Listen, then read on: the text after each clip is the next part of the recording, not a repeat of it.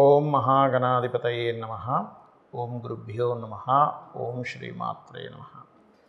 అరుణాం కరుణాతరంగితాక్షీం ధృతపాశాంకుశపుష్పబాణచాపాం అనిమాదిభిరావృతాం మయూకైః అహమిత్యేవ విభావయే భవానీం. శ్రీమాత్రే నమః. ప్రేక్షకులకి లలితాంబిక అమ్మవారి యొక్క అనుగ్రహం పరిపూర్ణంగా కలగాలని మనస్ఫూర్తిగా కోరుకుంటూ మనం ఈరోజు రవి యొక్క మార్పు మనకి ఆగస్టు 17వ తేదీ నుంచి సెప్టెంబర్ 16వ తేదీ వరకు రవి సింహరాశిలో తన ఓన్ హౌస్లోకి వెళ్తున్నాడు. కేతుతో కలిసి కూడా ఉన్నాడు. ఇది చాలామందికి మంచి ఫలితాలు ఇస్తుంది, అందులో ఎటువంటి సందేహం లేదు. కాకపోతే ఏదైనా మీ యొక్క మహాదశ అంతర్దశల్లో గనక రవి బాగోనట్లయితే మీకు రవి మీ జన్మజాతకంలో అంత బలహీనంగా ఉన్నట్లయితే మహాదశ అంతర్దశానాథుడు రవి ద్వారానే ఎఫెక్ట్ అయ్యే జాతకాలు ఉంటే తప్పితే ఈ ఇబ్బంది ఏమి ఉండదు. అయితే ఇక్కడ నేను ఎక్కడైనా నెగిటివ్ రిలేటెడ్ సంబంధించిన ఏమైనా వచ్చినప్పుడు నేను చెప్పినప్పుడు అది పరిహారం చేసుకుంటే క్లియర్ అయిపోతుంది, దానికి టెన్షన్ పడాల్సిన అవసరం లేదు. సూర్య అనుగ్రహం కోసం సూర్య నమస్కారం అంటే సూర్యుడిని నమస్కార ప్రియుడు అంటారు. సూర్య భగవానుడిని నమస్కరించుకుంటే చాలా తగ్గిపోతుంది. అయితే ఇక్కడ ద్వాదశ లగ్నాల వారికి లగ్నం తెలియని వారు రాశి చూసుకోండి. ఇక్కడ ఏమీ కన్ఫ్యూజన్ లేదు. లగ్నం తెలిస్తే ఫస్ట్ ప్రియారిటీ లగ్నానికి ఇవ్వండి. లేదండి మాకు లగ్నం తెలియదు రాశి, హ్యాపీగా రాశి చూసుకోవచ్చు. అయితే ఈ యొక్క విషయాలు చెప్తుంది నేనైనప్పటికీ కూడా చెప్పిస్తుంది సాక్షాత్ లలిత అమ్మవారిగా భావిస్తూ ఒక్కొక్క లగ్నము లేదా రాశి గురించి మనం తెలుసుకుందాం. సింహ లగ్నము, సింహరాశి. సింహం వారికి కనుక చూసుకున్నట్లయితే మీకు రాశిలోకి రవి ఎంటర్ అవుతున్నాడు. రవి ఎప్పుడైతే సింహరాశిలోకి వస్తాడో ఇది పేరుని, ప్రఖ్యాతని, స్పిరిచువల్గా మంచి యోగాన్ని ఇస్తుంది. ఈ రవి తన ఓన్ హౌస్లోకి వస్తున్నందుకు రెండు ఫలితాలు ఉంటాయి ఇక్కడ. ఏమిటది అంటే ఒక మంచి ఫలితం ఏమిటంటే పేరు, ప్రఖ్యాత, ఉపాసనాపరంగా మీకు బాగా కలిసి రావడము, అదేవిధంగా కొంతవరకు ఉద్యోగపరంగా కూడా కలిసి రావడము, ఇటువంటివన్నీ ఇస్తాడు. అంటే ఉద్యోగపరంగా కూడా గ్రోత్ రావడం, ఉద్యోగం లేని వారికి ఉద్యోగం రావడం, సంతానం లేనటువంటి వారికి సంతాన ప్రాప్తిని ఇస్తాడు ఇక్కడ, అందులో ఎటువంటి సందేహం లేదు. అయితే దూర ప్రాంతాలకు వెళ్ళడం ద్వారా ఉద్యోగ ప్రాప్తి ఇటువంటివన్నీ కూడా కలుగుతాయి. ఏదైనా ప్రాపర్టీ కొనుక్కోవాలనుకుంటే ప్రాపర్టీ కొనుగోలు చేయడానికి కూడా అనుకూలిస్తాడు ఇక్కడ రవి. ఎందుకంటే ఇక్కడ రవి తన ఓన్ హౌస్లో ఉన్నాడు కాబట్టి ఓన్ ఇది ఇస్తాడన్నమాట. ఓన్ ఎఫర్ట్, ఓన్గా ఏదైనా తీసుకునేది ఇస్తూ ఉంటాడు. అయితే ఇక్కడ రవి సూర్య భగవానుడు అనేటువంటిది ఏదైతే ఉందో సంతానానికి, రాజకీయానికి కూడా కారకుడు కాబట్టి పేరు ప్రఖ్యాతలు ఇస్తూ మరి జాగ్రత్త ఏం తీసుకోవాలి అంటే సూర్యుడు వేడికి కారకుడు అండి, ఉష్ణానికి కారకుడు, జ్వరానికి కారకుడు. ఒకవేళ మీ పర్సనల్ చార్ట్లో ఏదైనా అనారోగ్య సమస్యలు ఉన్నట్లయితే ఈ సమయంలో ఏం చేస్తుందంటే ఇది కొంచెం జ్వరం రావడానికి, వేడి అవ్వడానికి ఇది చూపిస్తూ ఉంటుంది దీని ఫలితం. కాబట్టి ఈ యొక్క విషయంలో ఈ జాగ్రత్త ఖచ్చితంగా తీసుకోవాలి, గుర్తుపెట్టుకోండి. అలాగే మరొక విషయం ఏంటంటే ఇక్కడ మీకు పంచమ స్థానాధిపతి గురువు అవుతాడు. గురువు లాభంలో ఉన్నాడు ఎలాగో, సో అదొక మంచి సైనే చెప్పాలండి. ఎందుకంటే రవి నుంచి గురువు 11లో ఉండడం, రవి నుంచి 2వ స్థానంలో కూర్చుని ఉండడం, ఇది ఏమిటి అంటే పర్టికులర్గా ఇది మంచి ఫలితమే ఇస్తుంది, అందులో ఎటువంటి సందేహం లేదు.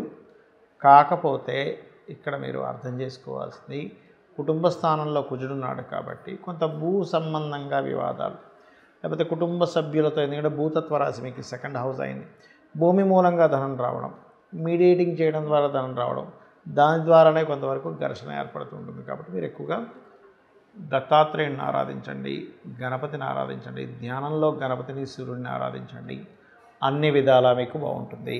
సూర్య ఉపాసన ఒక్కొక్క మాసంలో లేదా ఒక్కొక్క సమయంలో గ్రహం మనకు బలంగా ఉన్నప్పుడు ఆ ఉపాసన అంటే మీ లగ్నం నుంచి ఎవరైతే ఆ పంచమాధిపతి అవుతారో ఆ సమయంలో చేసే ఉపాసన అద్భుతమైనటువంటి ఫలితాలు ఇస్తుంది, గుర్తుపెట్టుకోండి. అందులో ప్రధానంగా మనకి శాస్త్రాల్లోని, వేదంలోని చెప్పినటువంటి అంశం ఏమిటి అంటే ఆరోగ్యం భాస్కరాదిత్య. మనకేం కావాలండి? అనారోగ్యం లేకుండా ఆరోగ్యంగా ఉంటే చాలు. ఆరోగ్యమే మహాభాగ్యం అంటూ ఉంటారు. దీని గురించి మనకి సూర్యుడి గురించి మన రామాయణంలోని, మహాభారతాల్లోని చూడండి. మహాభారతంలో కూడా సూర్యుడు కనుక ఆ కుంతీదేవి ప్రత్యక్షం చేసుకుంటుందో మంత్రం జరిగి వచ్చి వెంటనే సంతానం ఇస్తారు. అంటే అర్థం ఏమిటి? సూర్య ఆరాధన చేసిన వారికి సంతానం ఖచ్చితంగా ఉంటుంది. సూర్య ఆరాధన చేసిన వాళ్ళకి పేరు ప్రఖ్యాతులు వస్తాయి. ప్రమోషన్స్ రావట్లేదు, సూర్య ఆరాధన చేయండి. అదేవిధంగా నేమ్ అండ్ ఫేమ్ రావట్లేదు, సూర్య ఆరాధన చేయండి. అంటే చాలామందికి సందేహం, ఆరాధన అంటే ఏం చేయాలి? ఎందుకంటే చాలామందికి ఈ తెలుగు టర్మినాలజీ తెలియకపోవడం వల్ల కూడా ఆరాధన అంటే ఏం చేయాలండి అని అడుగుతుంటారు. ఆరాధించడం అంటే ఏమిటి? మనం చిన్నపిల్లల్ని ముద్దు చేస్తాం, లేకపోతే ఒక గురువు గారి మీద ఇంట్రెస్ట్ ఉన్నప్పుడు ఆ గురువుని చాలా జాగ్రత్తగా మనం మా గురువు గారు అండి అనే ఫీలింగ్లోకి వెళ్తూ ఉంటాం. అలాగే మనకు బాగా ఇష్టమైన వ్యక్తిని ప్రేమగా చూసుకుంటాం. ఇక్కడ ప్రేమ ప్లేస్లో భక్తి అనేటువంటిది ఉంటుంది. అంటే స్వామి నీ వలనే కదా ఈ సమస్త లోకాలు వెలుగుతున్నాయి. అంటే మనం సైన్స్లోకి వెళ్తే ఇంకా సూర్యుడి కంటే చాలా పెద్ద పెద్ద ఉన్నాయి, ఇవన్నీ వింటాం. బట్ మనకున్నటువంటి పరిధిలో ఈ నవగ్రహాలు, ఈ భూమి, వీటికి ఇచ్చేటువంటి సూర్యభగవానుడే కదా. కాబట్టి ఆ రకంగా సూర్య ఆరాధన చేసేటప్పుడు అందులో ముఖ్యంగా ఈ 17 ఆగస్టు నుంచి 16 సెప్టెంబర్ వరకు నెల రోజుల పాటు సూర్యభగవానుడు తన ఓన్ హౌస్లో ఉంటాడు.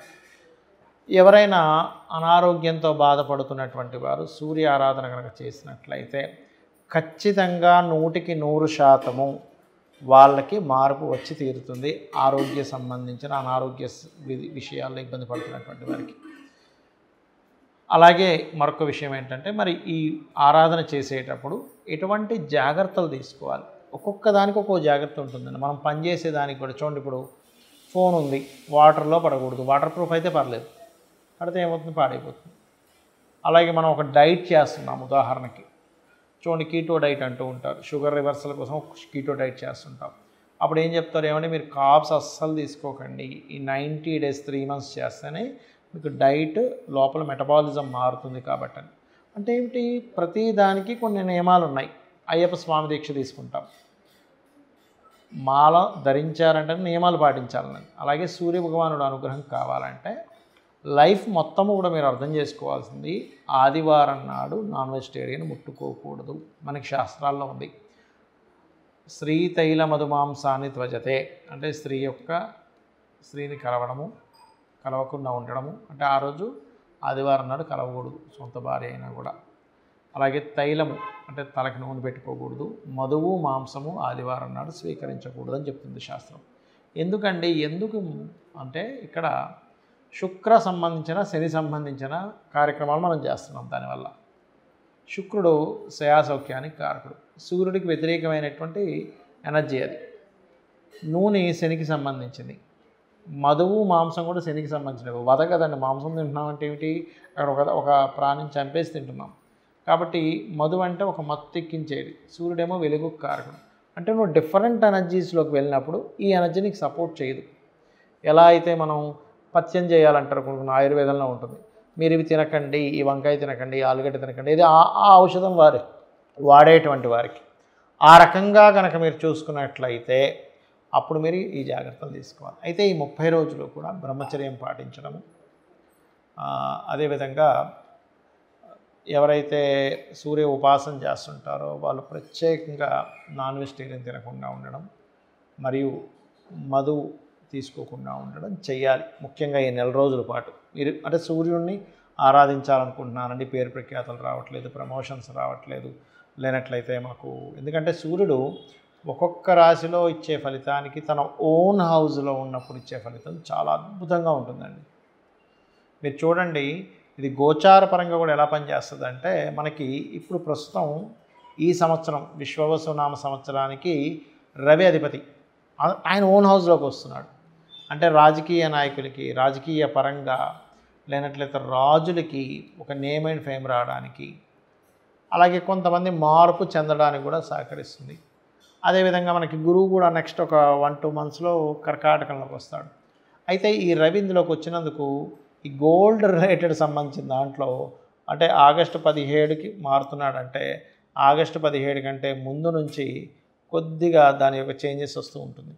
అంటే ఎట్లాగా ఆ కాంబినేషన్ ఏం చేస్తుందంటే, కొంచెం గోల్డ్లో యాక్చువల్గా అయితే మనకి గడిచిన 6-7 నెలల నుంచి విపరీతంగా పెరిగిపోయింది. 60-70 వేలు ఉండేటువంటిది కాస్త ఒక్కసారిగా 1,00,000కి చేరుకుంది. అక్కడ ఫ్లక్చువేట్ అవుతుంది. కానీ ఎప్పుడైతే కొంచెం August 1st week 2nd week నుంచి పెరగడం స్టార్ట్ అవుతుంది స్లోగా. అదొక 1 మంత్ 45 డేస్ ఉంటుంది దాని పీరియడ్. అంటే రవి కనుక పూర్తిగా సింహరాశిలోకి వెళ్ళినప్పుడు మళ్ళీ కొంచెం అప్ అవుతుంది.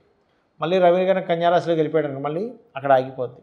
కాబట్టి ఒక రకంగా చూస్తే కనుక సంవత్సరంన్నర పాటు ఒక ఒక దగ్గర ఆగి ఉంటుందండి. గోల్డ్ గుర్తుపెట్టుకుని ఒక ఆగి ఉంటుంది. కానీ ఈ రవి సింహరాశిలోకి ఎంటర్ అయినప్పుడు కొద్దిగా దాని ఇది పెరుగుతుంది. అదేవిధంగా కర్కాటకంలో గురువు వస్తున్నాడు. సిల్వర్ రేట్ బ్రహ్మాండంగా పెరుగుతుంది అక్టోబర్ నవంబర్ మాసాల్లో. కుజుడు తన భూతత్వ గ్రహమైనటువంటి కుజుడు భూతత్వ రాశిలోకి ఎంటర్ అయ్యాడు. కాబట్టి ఇక్కడ ల్యాండ్ రేట్స్ పెరుగుతాయి. అపార్ట్మెంట్స్ ఇవి కాదు, ల్యాండ్ రేట్స్ బాగా పెరుగుతాయి.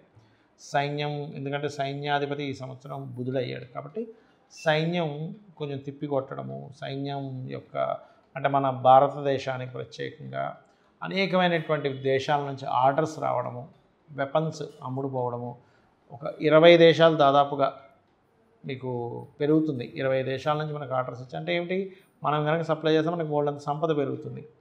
కాబట్టి ఆ కీర్తి సంపద దేశవ్యాప్తంగా కూడా వస్తుంది. ఈ గ్రహాల మార్పు వల్ల మీరు గనక ఈ సూర్యోపాసన కనుక చేసుకోగలిగితే ఖచ్చితంగా మీకు కూడా సూర్య అనుగ్రహం, అమ్మవారి అనుగ్రహం కలుగుతుంది. కలగాలని మనస్ఫూర్తి కోరుకుంటున్నా. శ్రీమాత్రే నమః.